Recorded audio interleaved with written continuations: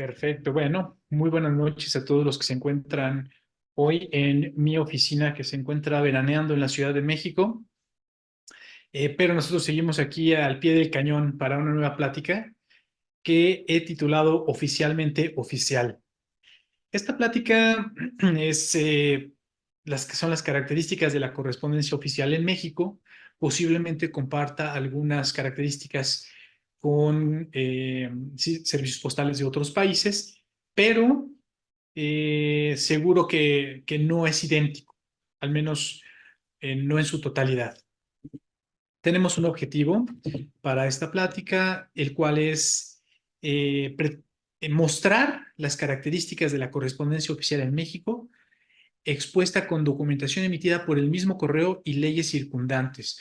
¿Por qué? Porque muchas veces podemos nosotros tener una idea de lo que era la correspondencia oficial, pero podemos estar cayendo en lo que aparenta y no lo que es, que existe una gran diferencia. Lo que aparenta es únicamente un conocimiento, incluso podríamos decirlo, empírico, y lo que es tiene un sustento que vamos a ver en este instante.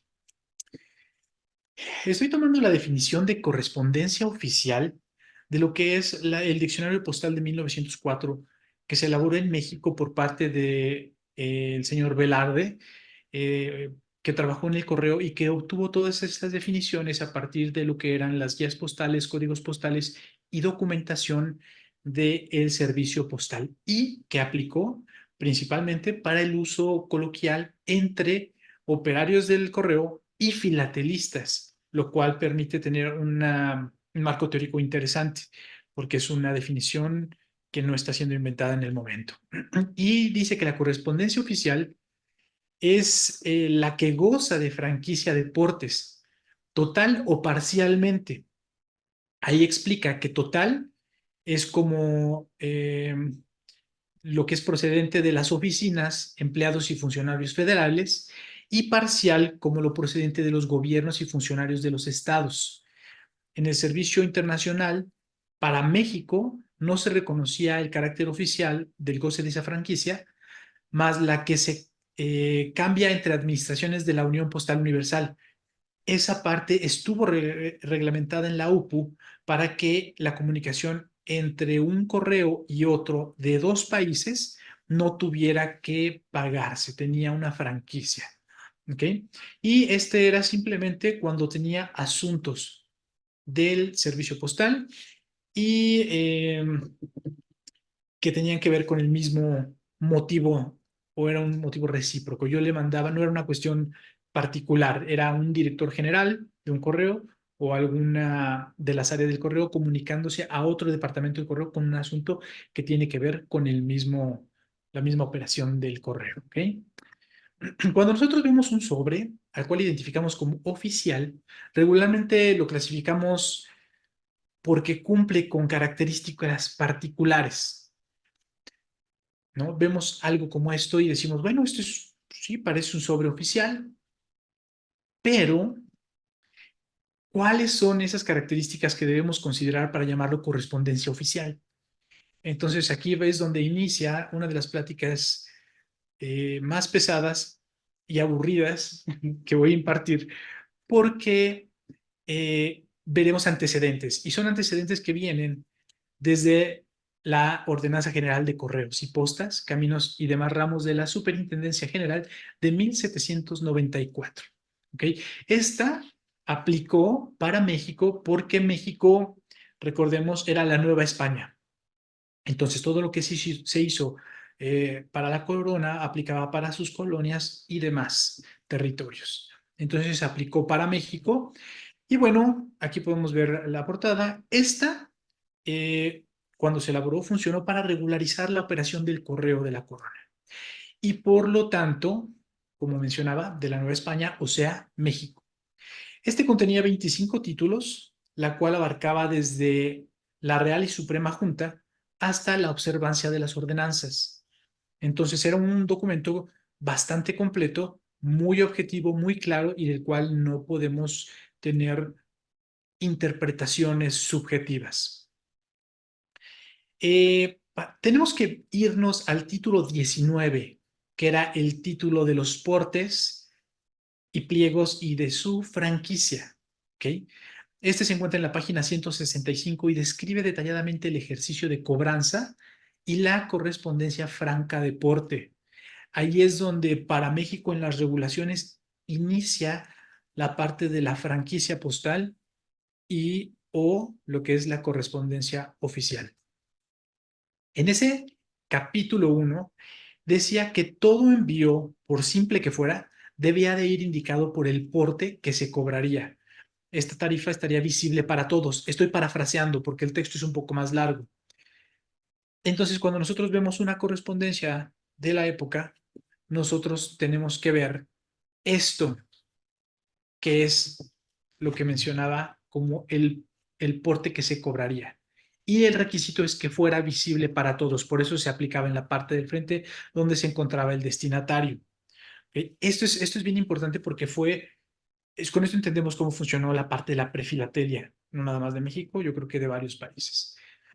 Pero en el capítulo 2 mencionaba a quienes se les exentaba o lo que se le conocía como francas de porte, quienes iban con correspondencia franca de porte y lo que expresa en el capítulo 3 que es lo que llama el privilegio de la franquicia, ¿ok?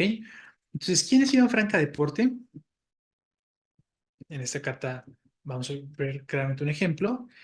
Dice, esta franquicia debe ser manejada, bueno, perdón, antes de pasar, había un listado, este listado había sido por decreto y eran aquellos que podían gozar de ese privilegio, ¿ok?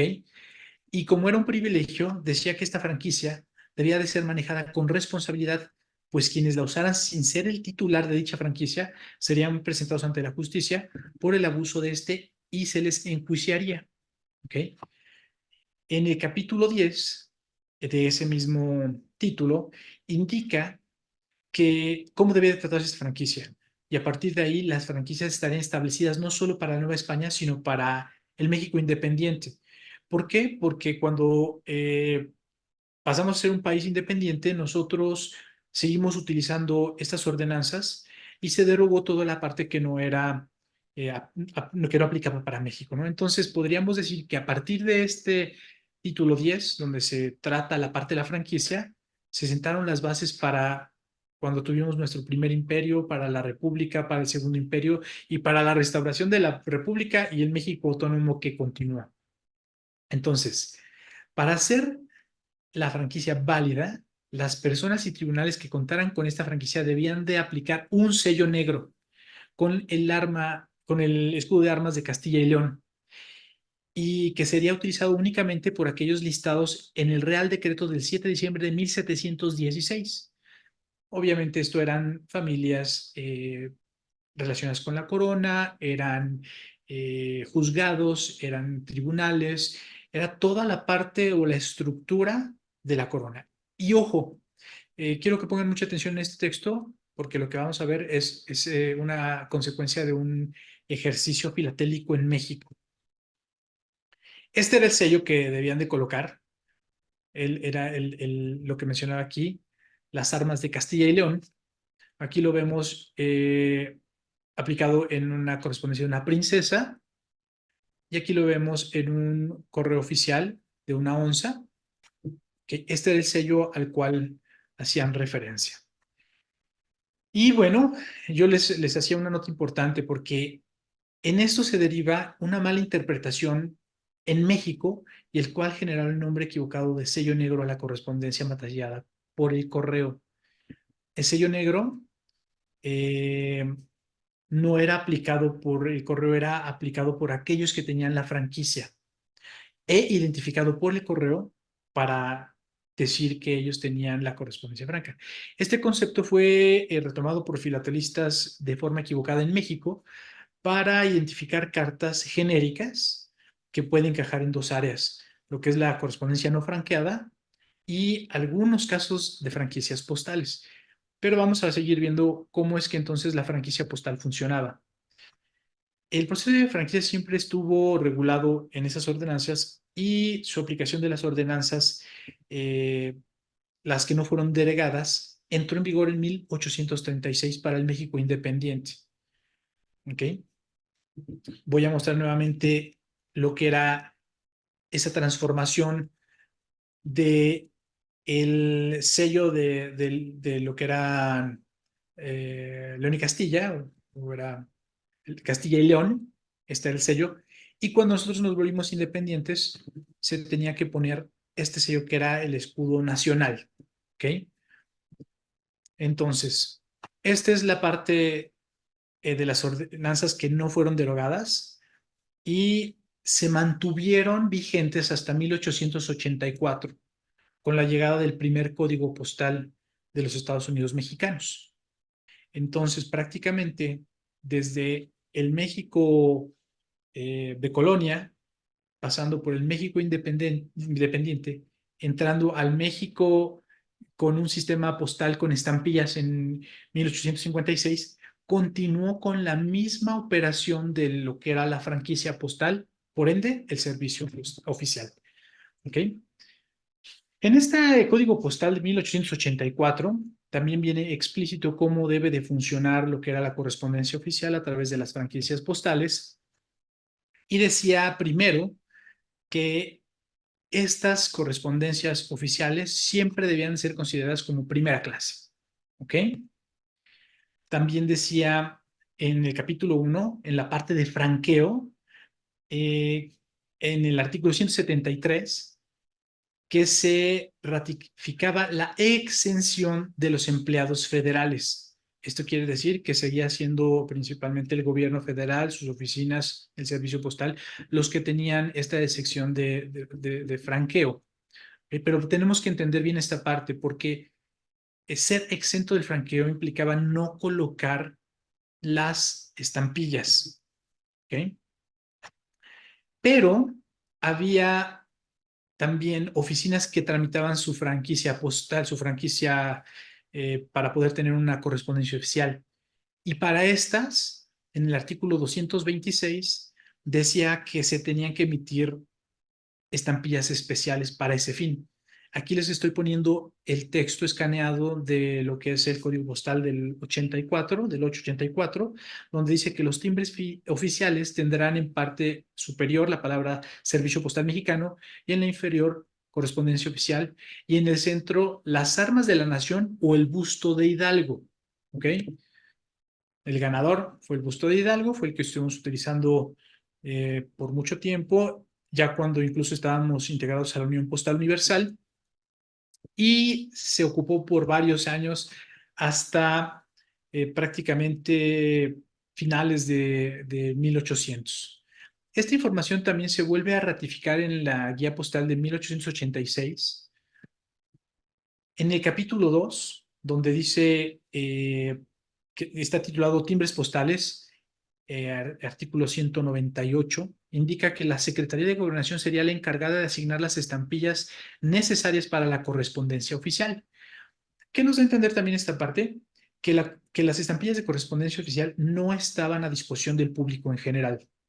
¿Ok? No se encontraban en la ventanilla del correo, no era una pieza que fuéramos a encargar y tampoco la iban a comprar las instituciones o la gente que tenía franquicia postal. Era solicitada y era entregada por la Secretaría de Gobernación. Y decía que esta era entregada únicamente a los poderes ejecutivo, legislativo y judicial, la Secretaría del Despacho y los gobernadores de estado, así como el servicio postal mismo, ¿no?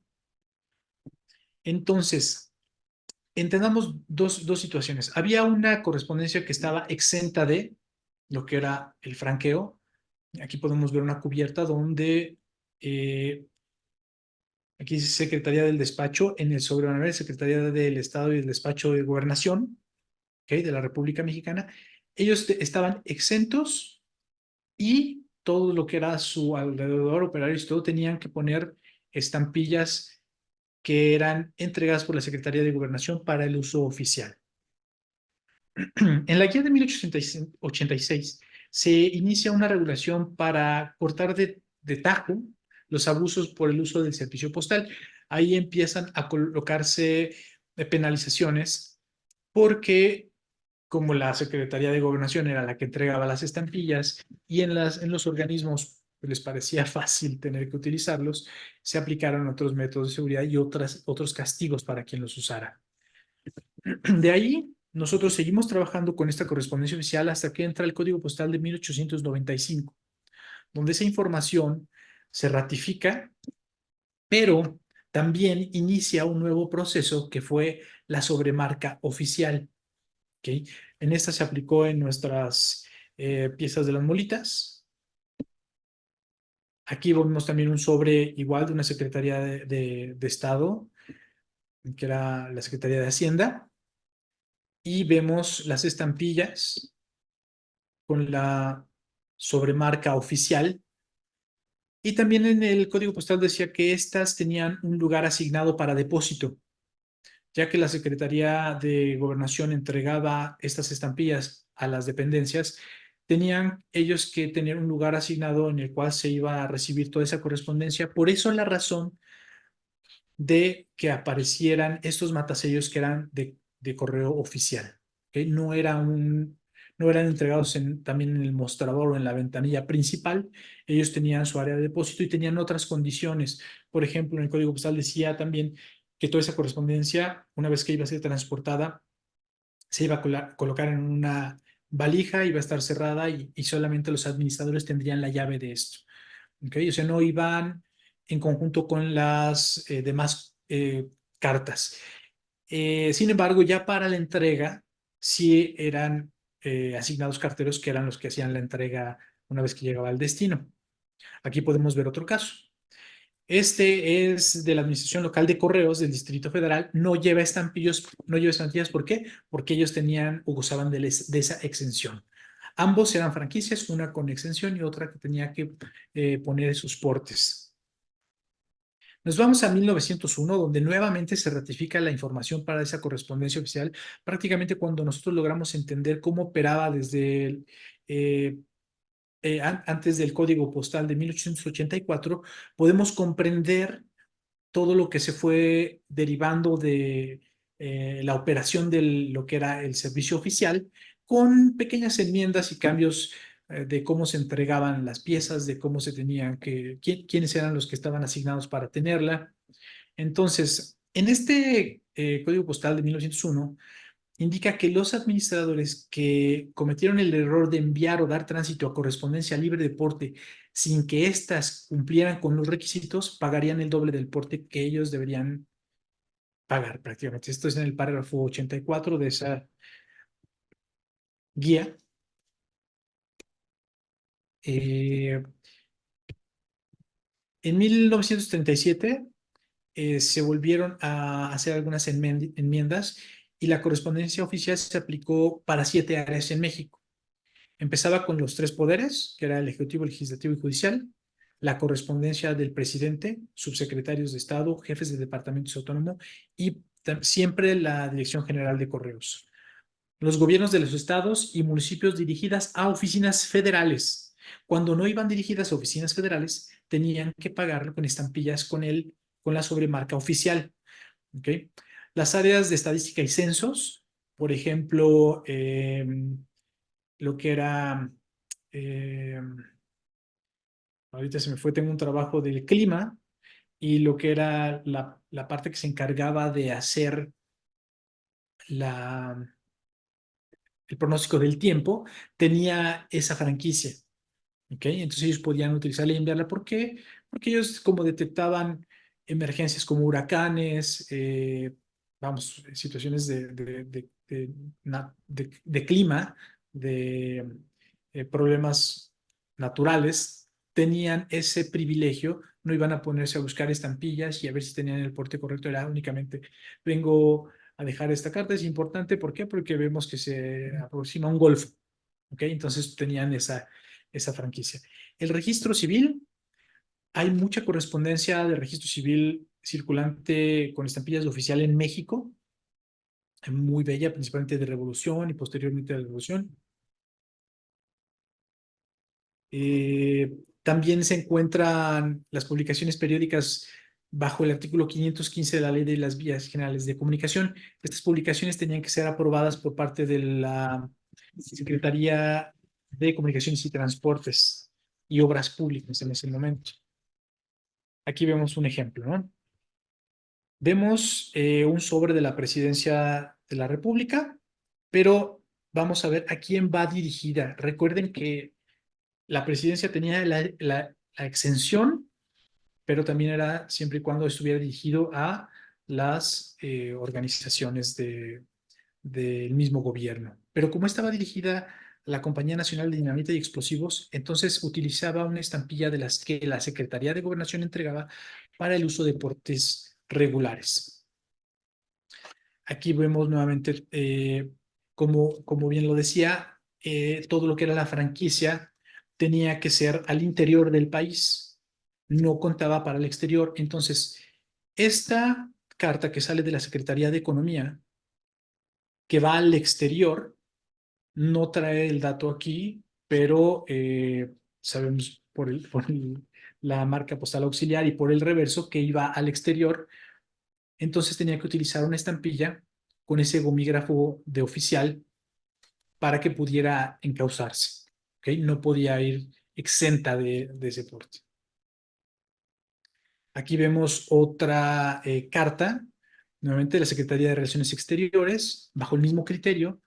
Toda la franquicia era exenta al interior del país, incluso de estas dependencias, pero esta no va al interior, esta va al cónsul en Bélgica. Entonces, tiene que ir con una estampilla, con el gomígrafo oficial.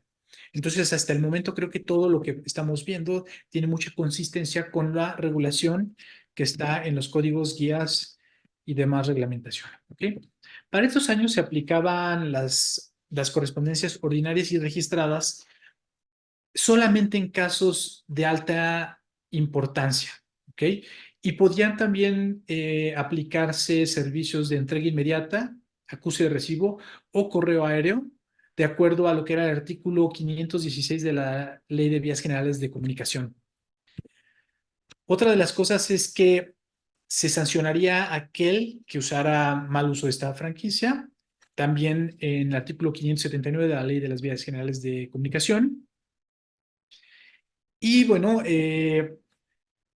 aquí vamos a ver la parte de los gomígrafos que mencionaba para poder identificar que nosotros éramos una institución por parte del gobierno, lo que en México llamaron sello negro. Recordemos, no era un sello aplicado por el correo, era un sello aplicado por quien tenía la franquicia. Entonces aquí podemos ver este gomígrafo morado del Distrito Federal y aquí podemos ver la cancelación del correo tal cual como parte de su protocolo de incriminación. También, bueno, decía que en estos años decía que el único que podía extender franquicias excepcionales que estuvieran fuera de los requisitos, y seguro en México el presidente podía extenderla a sus sobrinos, primos, nietos, hermanos, era el presidente de la República. Y podía extenderlas de forma temporal o permanente, siempre y cuando fueran instituciones culturales, científicas o absolutamente necesarias, aunque dudo que fuera así. También eso estaba plasmado en el artículo 517 de la Ley de Vías Generales de Comunicación de México. Aquí podemos ver otro tipo de correspondencia que va en la misma dinámica. ¿Ok?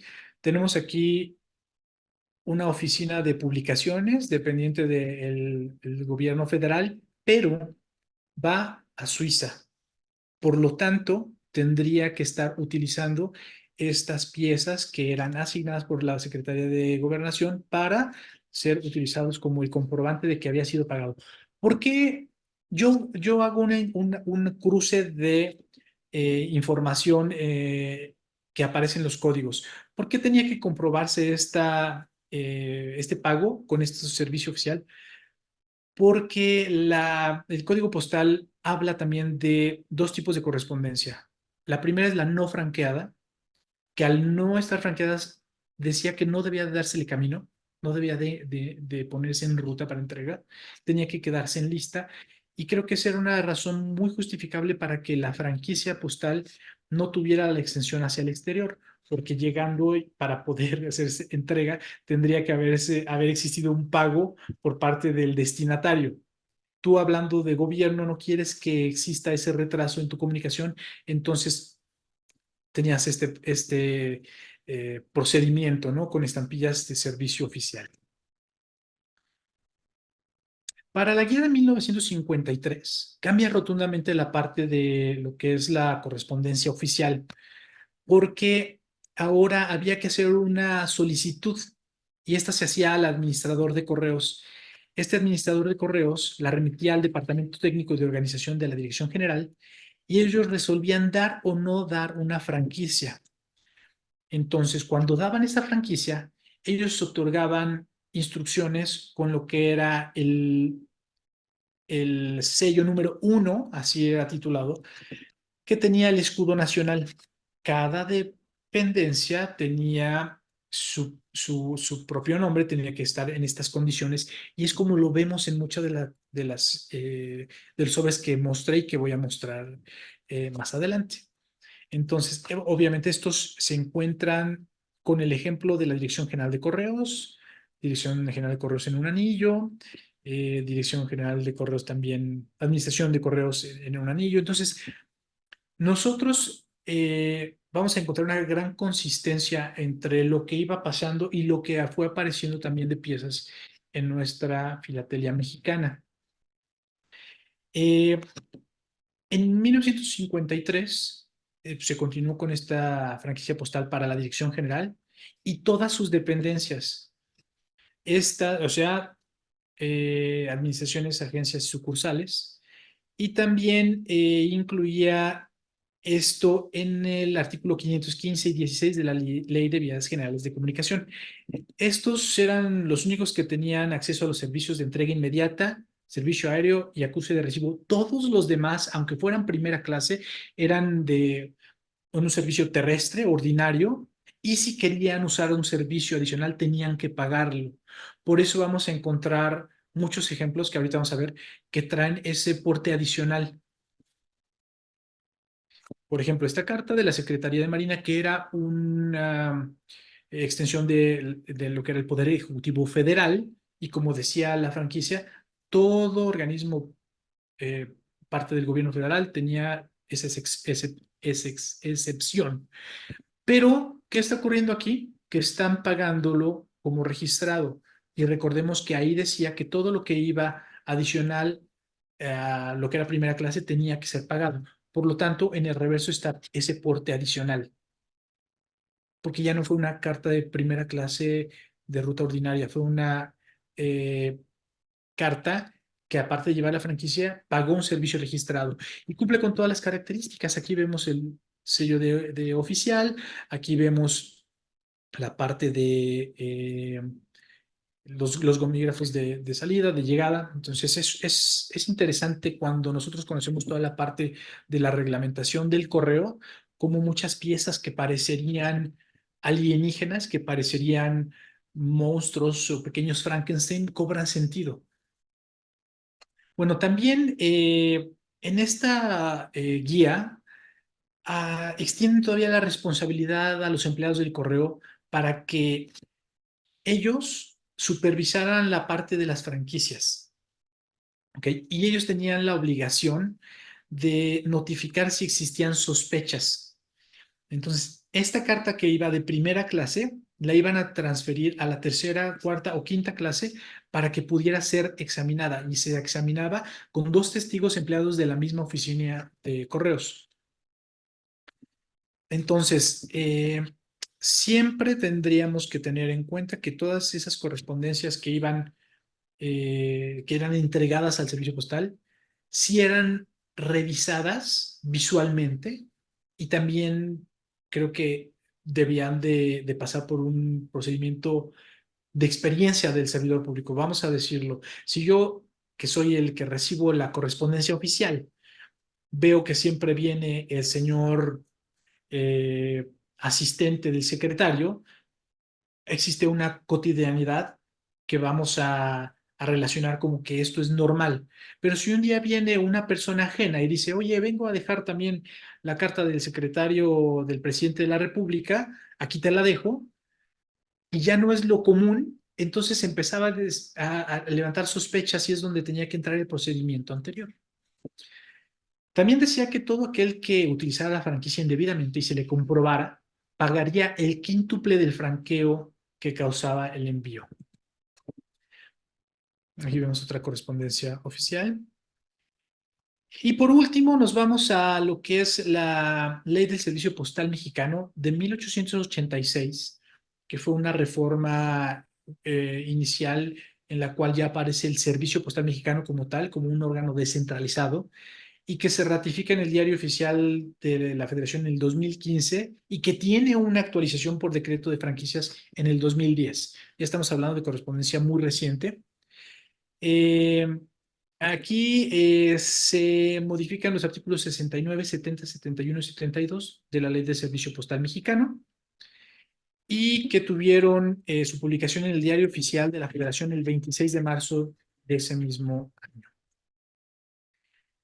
Me voy a brincar un poquito estas cartas, nada más para leer los artículos. Este artículo, el 69, decía que solo podrían establecerse franquicias postales mediante su inserción en la legislación federal y que aquellos casos considerados por el Congreso de la Unión que tuvieran el interés público, ¿ok?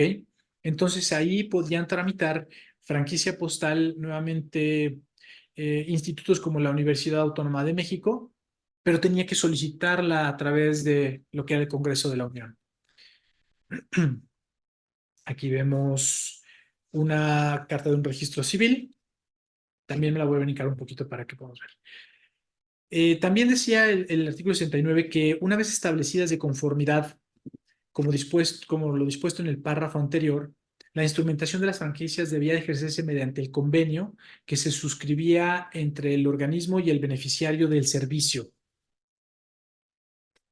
El artículo 70 decía que las disposiciones que expidiera el Congreso de la Unión para efectos de lo establecido en el artículo anterior debían considerar la obligación de los beneficiarios de cubrir el costo de la franquicia postal o en su lugar el mecanismo para financiarlo, a efecto de que en ningún caso sea asumido por el organismo. ¿Qué quiere decir esto? Que cuando yo iba a tramitar mi franquicia postal, el correo tenía una tarifa que yo iba a pagar de inicio y esa franquicia, dependiendo de cómo fuera aprobada, me podía exentar del porte o me podía dar una tarifa reducida, una mejor tarifa para el uso del servicio postal. El servicio puede ser utilizado igual exento por el Poder Ejecutivo, Legislativo y Judicial, así como las áreas técnicas parlamentarias y administrativas para observación de que la documentación susceptible de enviarse mediante estos beneficios es exclusiva de los trabajos oficiales realizados por la institución que lo solicita. O sea, no hay para nadie exención más que para los tres poderes de México. También dice que el costo de la franquicia en cualquiera de sus clasificaciones debería de ser cubierto cuando menos en forma trimestral de conformidad al convenio en el que se refiere el párrafo segundo del artículo anterior. Quiere decir que si había una organización, una universidad que tenía una franquicia, debía de pagar su acumulado de correspondencias enviadas con una tarifa menor trimestralmente, ¿no? Ahí dice cuando menos en forma trimestral. El artículo 71 dice que las franquicias postales solo podrían referirse al servicio gratuito para los beneficiarios de envío ordinario dentro del territorio nacional. Recordemos, si iban al exterior, tenían que pagar el soporte completo. Y bueno, tenemos el artículo 72, el último, que decía que el convenio a que refiere el párrafo segundo del artículo 69 debería contener por cuando menos la autoridad de un órgano que podrá ejercer el servicio contenido en la franquicia. O sea, una universidad, una secretaría del gobierno, algún departamento, vamos, del judicial, etcétera. También decía que los servicios específicos de que podrán hacer uso los beneficiarios de la franquicia está observado en el artículo 71. El tipo de documentación que podrá remitirse mediante el ejercicio de la franquicia y las restricciones especiales adicionales a las que determina esta ley. O sea, a pesar de que yo tenía una franquicia, no podía brincarme toda la reglamentación como artículos prohibidos, dimensiones de las cartas, pesos regulados. Tenía que apegarse a lo que era la ley. También dice que las especificaciones de los documentos que no quedaran registrados al convenio y no considerarse de carácter oficial ni en apoyo a las encomiendas de interés público, prácticamente tenían que ser cobradas. Esto es porque si había comunicaciones de la Universidad Autónoma de México para exalumnos, para bibliotecas, para, vamos, todos los que estuvieran ahí integrados, eh, no se aplicaba para igual lo que eran correspondencias particulares, no se aplicaban para, ojo, también esto era para documentos, o sea, no podía enviar el rector de la UNAM una carta a su abuelita, ¿ok? Tenía que ser únicamente para toda la parte que era autorizada por el correo. También dice que no serán aceptados documentos que contengan proselitismo particular y general, propaganda política, felicitaciones, agradecimientos, condolencias, regalos de cualquier tipo, asuntos personales que no conciernan a la labor oficial desarrollada. ¿Ok? Decíamos en el anterior estábamos como Universidad Autónoma enviándole eh, una, un oficio a la biblioteca para que pueda recibir más libros. Tenía que ver con la operación de la UNAM, era válido, pero no podíamos enviarle una carta de felicitación a la biblioteca por su 20 aniversario. ¿Por qué? Porque esta parte ya no estaba, ya estaba dentro de la regulación. También dice que las reglas específicas del llenado de formatos, número de piezas, destinos relacionados con domicilios, los empaquetados, muestras de los documentos al ser enviados y presentación de envíos estaban regulados. Aquí en México, hoy todavía, para hoy más que antes, para enviar un paquete en caja, tiene que ir la caja abierta y tienen que supervisarlo. Lo mismo para ellos. O sea, como ya ellos tenían una regulación de que eran documentos oficiales, tenían que revisar que ese documento fuera el oficial. ¿Ok?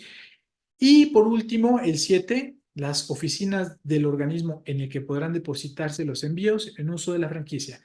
Te asignaban una oficina. No era, como ya lo habíamos visto, una entrega libre en cualquier oficina de correo. Ellos te iban a decir, ok, para ti UNAM, tu entrega es en la sucursal CU. Y ahí es donde toda la correspondencia oficial tenía que ser entregada.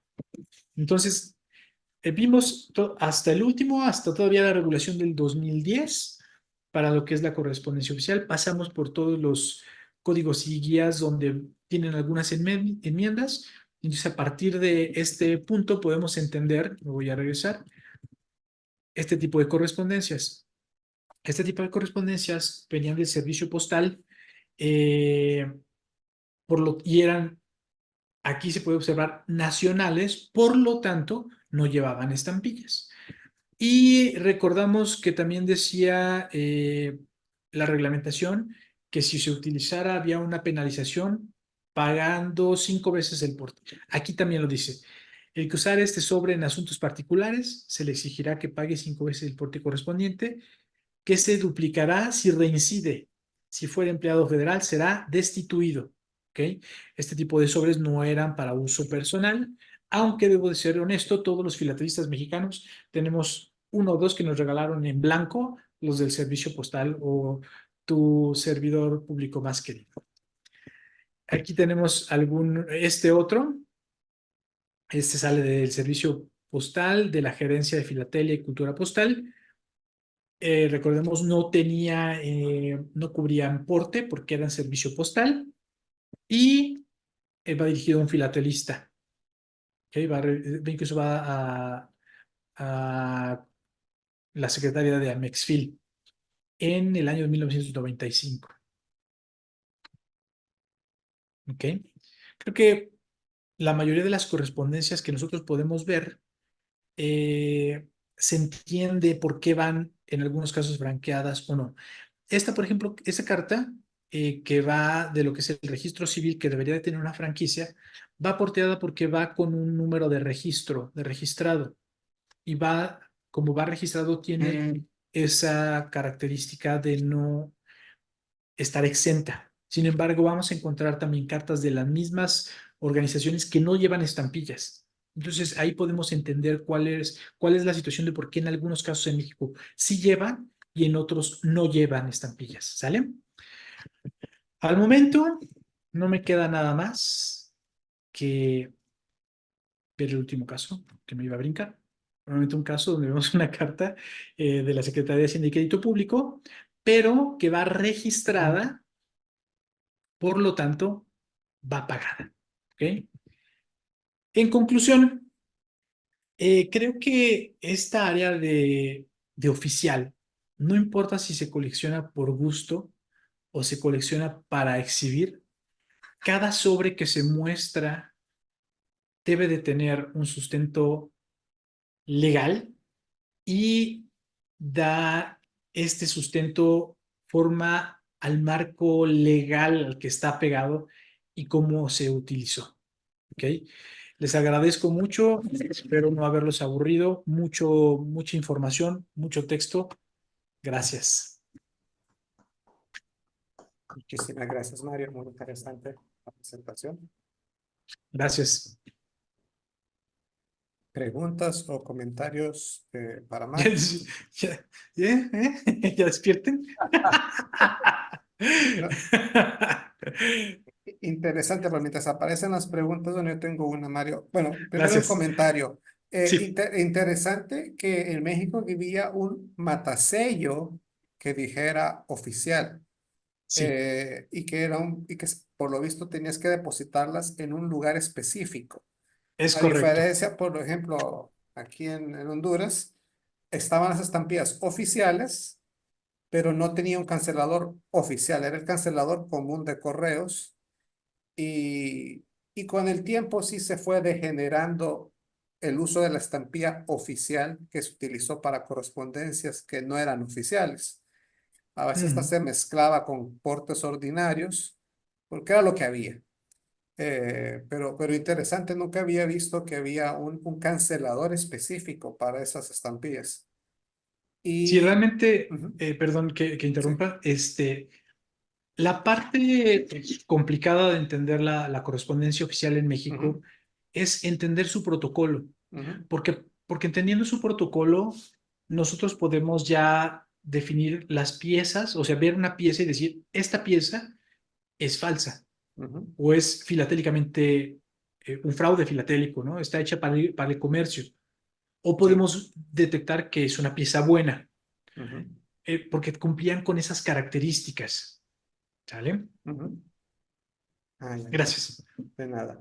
Y la otra, bueno, algo que también ocurre aquí y todavía ahora, que un paquete postal lo tienes que llevar abierto porque se tiene que inspeccionar el momento que lo depositas en correos, para evitar que mandes un artículo prohibido o porque el correo tiene sus propias políticas, no tanto del país de destino, sino que de origen. Hay cosas Ujú. que no se pueden enviar y tiene que ir abierto. Lo tienes que cerrar ahí enfrente de ellos y ya lo puedes despachar sin ningún problema.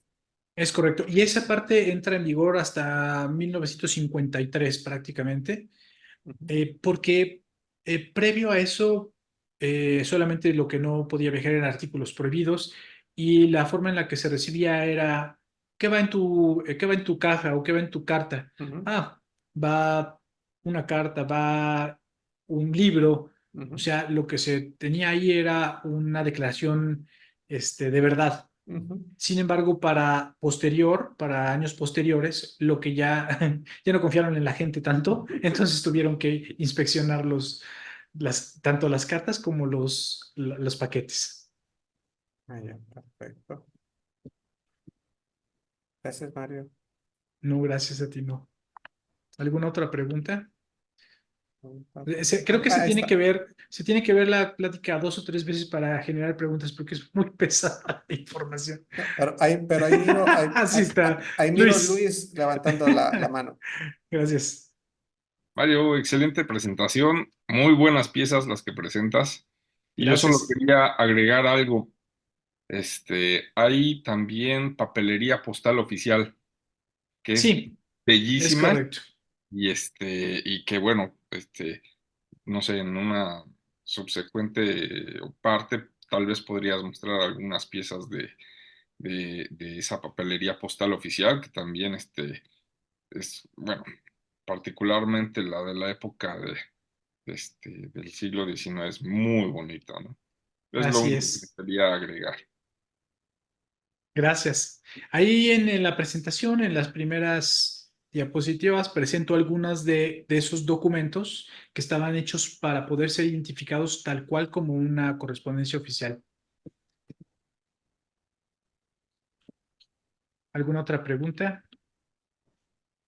Solo como comentario, Mario, quiero compartir un sobre oficial, bueno, dos ejemplos de oficiales. Uno que sí tenía por qué usar estampillas oficiales y uno en donde no tenía que usar estampillas oficiales, pero las tiene. Solo para viendo las similitudes que habían entre nuestros correos con el manejo de los oficiales. Solo Gracias. déjame compartir aquí. Ay, perdón. Este primero que les voy a mostrar es un sobre que viene de una dependencia de gobierno. Bueno, es un sobre de correos. Ya lo van a ver al fondo, en la esquina superior izquierda, tiene el escudo. Y el texto que no se lee todo es correspondencia particular. El particular está abajo de la estampilla de 50 centavos del director general de correos. Y está todo franqueado con sello oficial. O sea, viene de la oficina del director general. Mario, esta cafeto, ahí lo tengo en la colección. Ese irá a tu colección eventualmente en algún tiempo, no sé cuándo, pero, eh, Ojalá y sí. pero lo necesito en la mía primero. Pero este es un sobre, o sea, oficial, porque se originó en correos. Tal vez no era el mejor uso de sellos oficiales, pero el director general tenía a su disposición todos estos sellos. Entonces, digamos que sí fue un uso correcto de los oficiales. El incorrecto aquí en este que les voy a mostrar ahora, no sé si ya cambió el sobre, ¿verdad? Sí. Este, que es de Tropical Radio, ha enviado a la propia Tropical Radio a las oficinas en Boston. Aquí se puede ver que todos, exceptuando esta estampilla de 3, la violeta, y la de 30 centavos, todos son oficiales. O sea, aquí hicieron una mezcla de oficiales y no oficiales. Estos oficiales en realidad no debían haber sido usados en correspondencia de una empresa privada, de Tropical Radio, que era subsidiaria de United Fruit. O sea, no era oficial, pero se usó. Esto fue común. Aquí yo nunca he visto multas o avisos de multas si quisieras usar un oficial en correspondencia que no era oficial. Lo que tú has visto, Mario, ¿sabes o te han contado si alguien en algún momento le cobraron una multa? Y me parece que era poco, o sea, 5 veces el porte no es mucho, pero estás en mute. No, realmente no era mucho lo que era la multa, Ujú, pero no conozco yo realmente si que haya puesto alguna marca. Lo que sí conozco es la regulación en lo que es el servicio postal. Y el ejercicio era, yo veía una correspondencia que tenía mal uso, ujú, entonces llegaba la notificación, no llegaba la carta a tu domicilio, llegaba ujú, una notificación que decía, usted tiene una carta, ¿no? ujú, Por favor de pasar a lista o ahí a la oficina, te indicaban qué oficina. Entonces tú cuando ibas a la oficina te iban a explicar, ujú, ¿no? Te iban a decir, ¿sabes qué? La carta que vas a recibir es de un particular, pero viene en un sobre oficial, lo que amerita el pago de 5 veces el porte.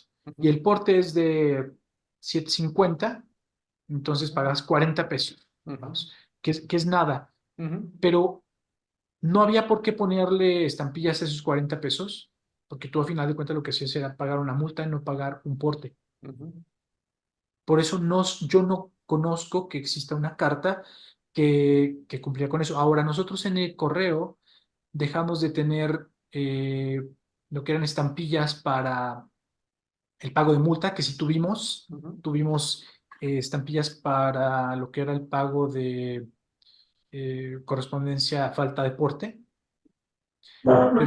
pero esas, híjole, si no mal me equivoco, se dejaron de utilizar a finales del siglo XIX.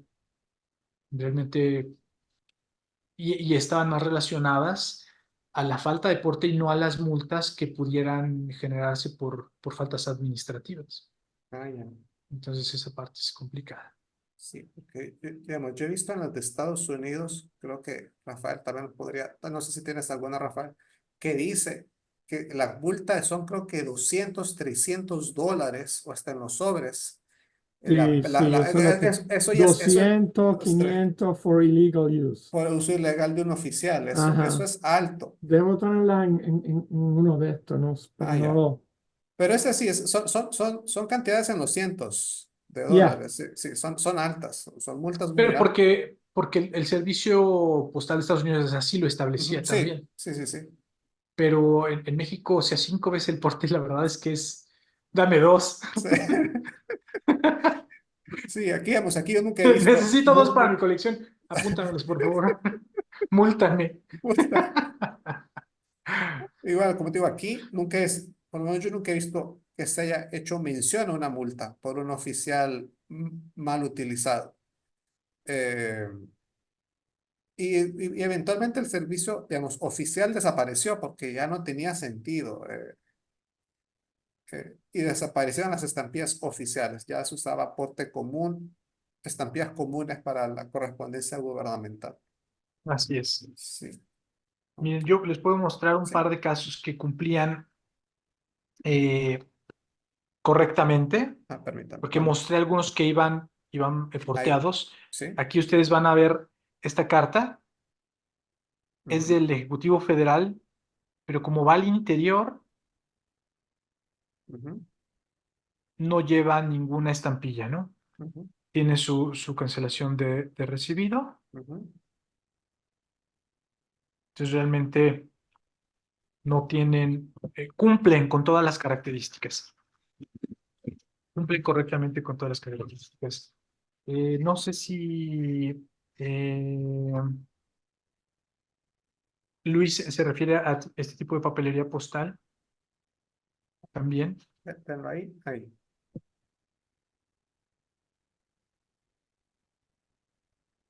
Es de la Secretaría de Comunicaciones y Transportes.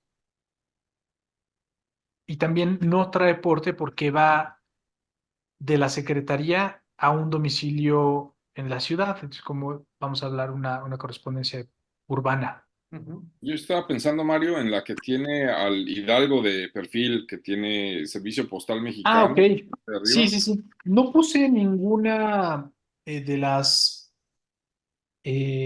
cartas que están con los hidalgos de perfil, la primera emisión Ujú, de estampillas oficiales. ya les- No coloqué ninguna, primero porque no tengo y siempre utilizo mi material para poder mostrarlo. No lo tengo en sobre, no tengo tampoco, o sea, he visto los oficiales, tanto el entero postal como las cartas que salían con estampillas oficiales, pero no tengo yo ninguna en mi poder, por eso también no puse la serie que tengo yo ahí arrumbada en un clasificador. Pero sí, realmente son muy bellos toda la parte de los enteros postales con oficial y también la correspondencia oficial. Les voy a mostrar un par de casos más.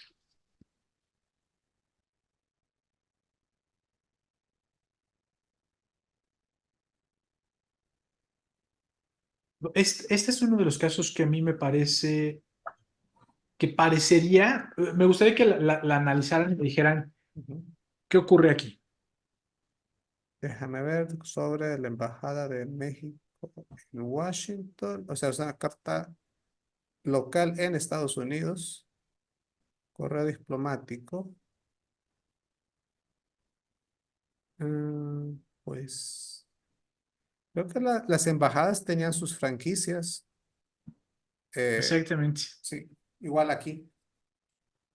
Estas que son prácticamente correspondencia de diplomáticos que también Ujú. tenían su franquicia, incluso si no me equivoco, ah, en la parte superior dice correspondencia diplomática franca. Ujú.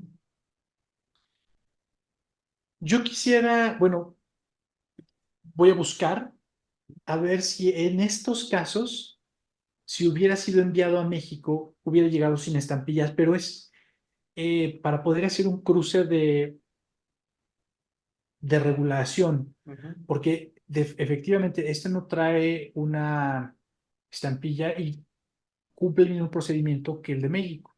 Cuando es una correspondencia al interior, no necesitaba aportes. Pero no sé si la regulación de Estados Unidos para este tipo de franquicias decían o aplicaban también hasta los destinos exteriores, o sea, internacionales. Pero no sé si ahí habría que ver, perdón, Sí. la normativa que hay de la UPAE, porque también la UPAE le daba gratuidad Ujú. a la correspondencia oficial Ujú. de los países miembros. Sí. Pero era la correspondencia oficial de los servicios postales. No, no, no, no, no, de los gobiernos De los también. gobiernos. Sí, Digamos, sí, sí, Mario, yo he visto en el Déjame caso ver. en el caso de Sí. Honduras, he visto, digamos, de la embajada o de la delegación americana aquí al exterior, pero si llevaba certificado o si pagaba sobre tasa aérea, esa sí la esa pagaban. sí la Esa tienen que dar. Pero naturalmente se la digamos, el pagaba. porte ordinario he Porte- visto sin estampilla al exterior, yo por lo menos de Honduras lo he visto. sí. Yo de México no he visto. Siempre que van al exterior, llevan porte. Ujú.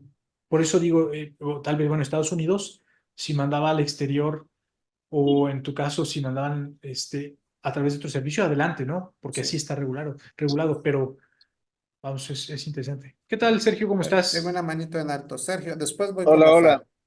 Sí, rápidamente. Existía lo que se llamaba la franquicia postal panamericana y operaba entre los consulados. Entonces, efectivamente, una buena pregunta es si llevaba o no llevaba estampillas, como reporta Mauricio. En esos casos yo he visto certificadas llevaban estampillas y algunos casos no. Pero de embajadas, me parece, de las que he visto de Perú, casi todas, pero sí llevan una marca o que dice franquicia postal panamericana de diferentes países. Bueno, de parte de Perú también he visto correo oficial que ha ido a Francia, Estados Unidos, de la Casa de la Moneda, y lleva las estampillas de correo oficial de Perú.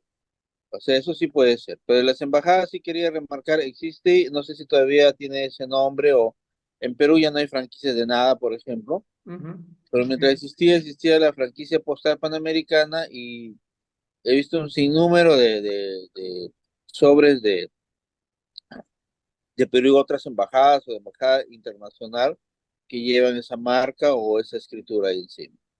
Pero esa marca era, bueno, mi pregunta era, eh, ¿iban de embajada a embajada o No, de embajada no, hacia particulares? de embajada, Particulares. de embajada a cualquier otro destino. Sí. Ok, porque desafortunadamente Eh, no la tengo aquí. Déjame En mi casa. mostrarte esta. Déjame mostrarte esta. Déjame mostrar Gracias. una Ah, aquí, sí, perdón. Primero Rafael, que me muestra preguntaste ahorita. aquí. Solo si le puedes Ve, mira, sacar este el. es Ahí, mándala ahí. uso oficial, Sí. lo Corta. tacharon, dice aquí de penalty $300 Híjole. y este de War Department, esto durante la guerra hispanoamericana, pero $300 se mantuvo por muchos años eso. O sea, son Ok, $300 de 1898. Ajá, O sea, es una pero, fortuna. era un montón de dinero, sí. pero este no fue multado porque lo anularon. Lo anuló Ajá, ajá, Ok, ajá, ok, ok. pero fíjate, habían otros que eran, mira, official business de una corte. Este es durante la Primera Guerra Mundial, está censurado. Ujú. A Puerto Rico, Suiza, y lo dice aquí, pero lo multaron. Pero esa multa es por falta de porte, lo Sí. cual No tenía sí, ningún porte porque decía aquí official business. Pero Penalty for pero private use pero $300. ¿para dónde iba el sí, sobre? pero Va a Puerto Rico, a Suiza. Ok, es que justamente ujú. Si este porte fue aéreo y el No, no, no. servicio aéreo no No había entraba aéreo en como... No, no, 1902. Ah, perdón, ¿qué 18. año? Perdón. 18, perdón. barco. Pero entonces, Primera mi Guerra pregunta Mundial. es, Sí. esta regulación, por ejemplo, en México era similar. Si tú ibas al interior, tenía que ir porteado. Si tú ibas al exterior, te lo iban a multar. Ujú. Lo explicaba, o sea, por eso es que había unas estampillas que Eso fue lo traían más el seguro. oficial Sí. Ya, y, eso y posiblemente ese definitivo es es. el caso que tienes tú, o sea, una correspondencia que sale con una franquicia, pero que era solamente para el porte nacional, pero al ir al exterior llega a Suiza y ahí la multan, ¿no? Ujú. Entonces Ok. hay otra aquí que quería mostrarte que era official business, pero esa tenía sello y no la habían puesto. No entiendo por qué, porque mira, esto es también de War Department de 1899 y tenía 2 centavos, que era el porte Un de una poquito estación militar. ahí. Tu derecho un poquito. Ok, ahí. Ajá. Pero le había ¿Será, puesto el porte.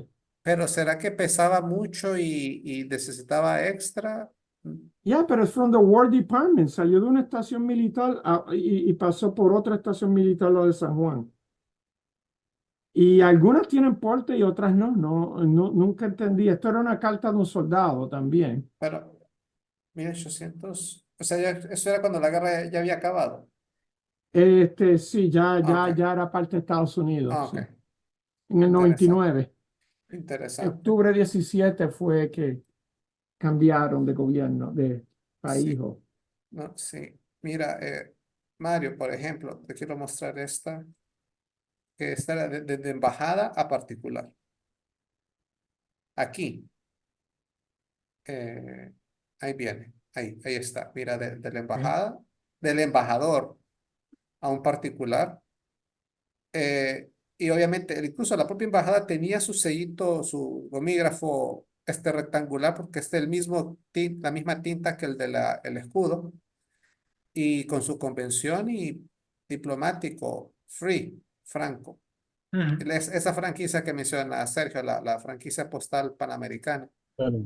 Sí, que ya no se usa, ya no existe esa Sí, franquicia no, aquí. ya no. Ujú. Tampoco en México, para estos fines no. Voy a buscar, yo no recuerdo si cuando di mi presentación del ACRES, tengo una de la Segunda Guerra Mundial de la Embajada de Alemania en México que va a Santiago de Chile. Yo no recuerdo si creo que o sea, tiene soporte y, y dice franquicia postal panamericana. Voy a checarlo primero y se los envío en el grupo de mi oficina, o ya no sé en cuál, porque hay muchos. Pero bueno, voy a buscarla, porque ahí es donde me queda la duda si va porteada. Pero bueno, si no fuera porteada está bien, va de una embajada a otra, pero esa franquicia en la regulación, ¿cómo funcionaba? ¿Era cuando eran asuntos diplomáticos nada más? ¿O también eran cuestiones, como decía, particulares? Porque el primer sobre que yo muestro en la presentación es del gobierno federal, Ujú. pero si recuerdan, va a una empresa no puedo decir, una minera o explosivos, una cuestión Ujú. así, y por eso es que paga el porte, porque el asunto ya no era un asunto eh, Oficial. oficial, era una cuestión comercial. Ujú. Y digo, a pesar de que parecería que son lo mismo, o sea, si estás hablando de que el gobierno o la presidencia está hablando comunicaciones, parecerían oficiales, Ujú. pero no lo es porque estaba entablando una dependencia oficial, una conversación comercial, Ujú. y ahí es donde lleva las estampillas. Es complicado, te digo, por eso es importante conocer bien la regulación. Creo que con eso ayuda a, pues, a despejar muchas dudas. Ujú. Déjenme Sí, buscar. digamos, esta que te voy a mostrar, esto va para el exterior, no es diplomático, pero sí tenía su franquicia oficial. esto. Ok. Que Ok, conste, pero sí, sí, sí. pero eso, mira, digamos, hasta cierto punto oficial entre comillas, No, porque lo manda el partido que gobernaba en el momento. no, en México también los partidos políticos, a partir de la regulación del 53 y todavía ratificada en la del 86 que presentaba, Sí, porque, los partidos políticos podían solicitar una franquicia postal. pero mira que bueno, hasta oficial, o aquí tiene la Sí, palabra sí, oficial, que lo hicieron, lo oficializó. efectivamente. Pero aquí también trae otra leyenda importante, Mauricio, postage paid, y el postage Sí, paid era la notificación de que esa correspondencia también. no llevaba porte, pero había sido pagada. Yo dudo que el Es- partido la haya esa, cobrado, pero el postage paid es justamente esa notificación, no lleva aporte, pero ha sido pagada. Que siempre es una cuestión bien complicada porque hay muchas polémicas, pero la parte correcta es postage paid indica no lleva estampillas, no lleva el porte, ujú, pero fue pagado. ujú. En teoría Entonces, sí. y si tienes una franquicia postal, nosotros en México, a partir del 53, las franquicias postales, el beneficio que había para quien solicitara una eran tarifas convenio, tarifas Ujú. más bajas, ¿no? Mira, de ese de la Panamericana, me parece, bueno, lástima, creo que no lo tengo aquí el sobre en este momento, que era de la Embajada de España, pero eso el destino no era nada oficial, era una compañía tabacalera en Carolina del Sur o del Norte, no me acuerdo. Eh, y creo que solo pagó algo para que se fuera por avión, pero ni siquiera pagó el porte completo de avión. O sea, solo tiene una estampilla y cancelada franquicia postal panamericana, que ni pagó completo el aéreo, nada, simplemente se fue así, como con un costo reducido, digamos. Ujú. Pero encontrar sobres de esa época correctamente franqueados aquí también es algo complicado. Pero sí, era para todo tipo de correspondencia, ya que fuera oficial, digamos, o que simplemente el remitente era oficial. Pero Ok. se usó también esa franquicia eh, en cuestiones que no parecieran diplomáticas, digamos, o que fueran Ajá. realmente importantes. Sí, no, yo como decía también, si el presidente de la República tenía la facultad de Ujú, extender franquicias, también. seguro los sobrinos, primos, tíos, la familia del presidente tenía su franquicia. Ujú, sí. Ok. No, no miro más Y aquí manos en la... tengo, Ah, no, tengo un par enséñanos. de Ah, sí, sí. correspondencias que Manténlo ahí. funcionan exactamente bajo la regulación. Ujú, Esta es una carta que si hubiera ido ordinaria, por tener la franquicia, no hubiera llevado estampillas. Pero en el ujú. momento en el que pidieron el servicio registrado, tenía que ir automáticamente con una estampilla para pagar ese porte registrado. Y también es importantísimo, por eso estas estampillas son, eh, cubren solamente el porte registrado, Ujú, no dan la tarifa completa, si lo comparas con una carta de la época. ujú. Pero así no es Honduras, Mauricio, ¿verdad? Sí, Hay que pagarlo cash. sí. No, No, no, ahora sí, ahora el certificado se paga en efectivo y no se registran las estampillas. qué Ah, pena. sí, ¿no se registran estampillas? No, No, te lo registran en la factura que te da el correo, pero no te lo registran en los estampillas, porque para el correo la etiqueta de certificado del registrado es comprobante que pagaste por el servicio. Ok, Entonces, eh, viene siendo en realidad la etiqueta de certificado aquí viene siendo como un valor, una especie fiscal, porque es el equivalente a lo que pagas por el servicio y tiene que ok. ser pagado en ventanilla en ese momento. Una Ah, ah, pregunta, Mau. ¿Aceptan tarjeta en el Servicio Postal de Honduras? en ciertas oficinas sí, Ok. de una cantidad para arriba. Si solo es una carta, no. Tiene que ser, no, pero en la filatelia no dejan. no, esa no. Pero digamos en la ventanilla, te digo cuánto es lo mínimo. Hacen lavado de dinero con Ajá. filotería. No, Vamos a no ver. me digas exacto, no me dejas. No, mira, en realidad, si para una carta, o si lo que vas a pagar son en total al cambio de hoy, $8.07 o más, puedes pasar la tarjeta. Pero no todas las oficinas tienen para la maquinita de la tarjeta, porque es un gasto para el correo. Si no se usa, te tienen que pagar siempre el Claro, las banco por las comisiones. comisiones, sí. Entonces, de 200 lempiras para arriba que puedes usar una tarjeta sin ningún problema, donde se puede usar. Muy bien. Perfecto. No miro más manos en alto. Así que nuevamente, Mario, felicidades por la charla, muy interesante. Gracias.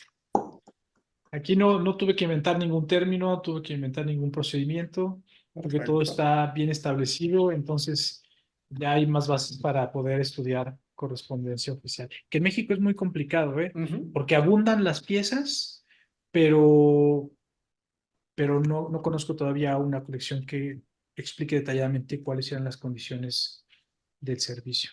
¿Dónde te encuentras, Sergio? Perfecto. ¿Ya en México? Permíteme.